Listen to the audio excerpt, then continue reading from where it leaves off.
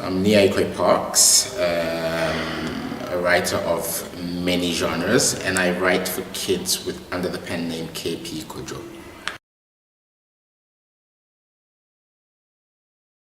Writing for me was a hobby until I decided at some point to quit my job, my normal job, as they say, 9 to 5, and become a writer full time. I sent some material out to England, to some agents. I had interest from about 3 agents, and so I decided to go to the UK from Accra and see what would happen. So I started out mainly doing poetry. I eventually got published as, well, short stories published as part of a collective called Telltales, run by Courtney Newland and later myself, so we ran it as a team. And through that, I got profiled on a BBC program called Who Runs Your World, which was looking at publishing and who had power within the publishing industry. Out of that, while interviewing my current agent, well, that's how I met my current agent. I also ended up, from that program, beginning to do some work for the BBC, you know, as a guest host, sometimes writing programs. I did a program on W.H. Auden's centenary. I did a program on responding to views of empire. So I scripted a couple of programs and learned about documentary work for radio. After I met my agent, my first novel came out, Tale of the Bluebird.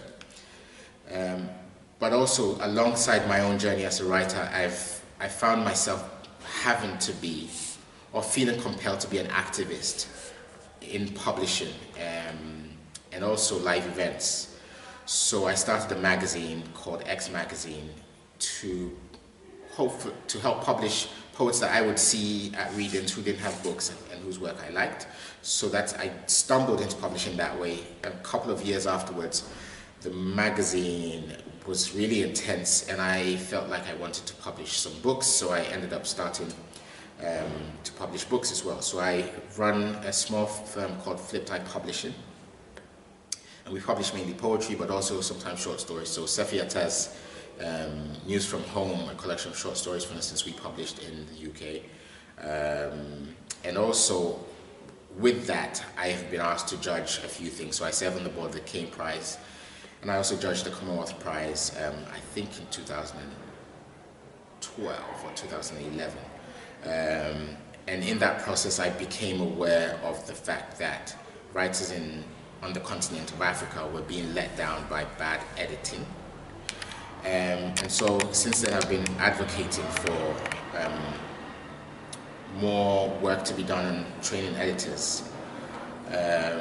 African Writers Trust in Uganda has begun to do some workshops. They've been doing them for the last 3 years, where they get editors over to work with